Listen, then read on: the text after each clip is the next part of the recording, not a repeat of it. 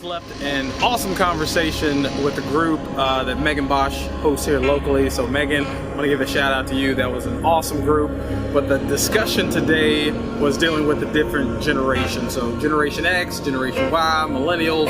I got a lot to still get off my chest. One of the main things I think people don't understand about Millennials is that we're trying to do the same thing that the previous generation has done. We're trying to shake things up. When you think about just music, it used to be that Elvis Presley was the devil and classical music was the righteous music, right? The millennial community has done the same thing for music today. You look at where music has gone versus, purchasing CDs and streaming audio online and doing all these other things. It's strictly just a disruption of the times.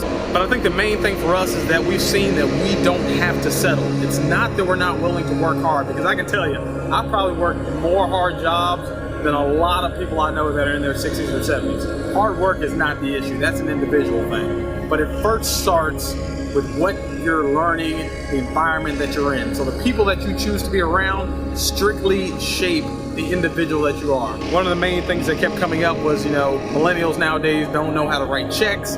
They don't know how to dress for a job interview. Honestly, I think this is a bunch of BS. Yes, there may be a bunch of them that don't understand these concepts, but the fact that there are two reasons. A, there's not somebody in their life to teach them, and they should be. So if you're one saying that millennials don't understand these things, go adopt a millennial. I'm about to start a new nonprofit. Adopt a millennial. Man, yes! The other thing is that at least we have access to these things now. So there was a time where if a kid didn't have a father figure in their life, they may never have somebody to teach them how to properly tie a tie. Obviously, the best case scenario is for there always to be a male role model in that child's life. But if there's not, at least they have the option to go online and learn how to do these things themselves.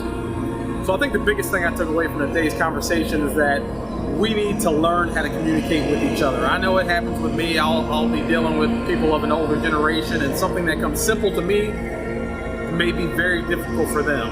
But taking the time to teach them, not getting frustrated, and learn how to work with each other. Again, I think it goes back to personality types, but this does come down to a generational spectrum. But understand, millennials aren't bad, all right?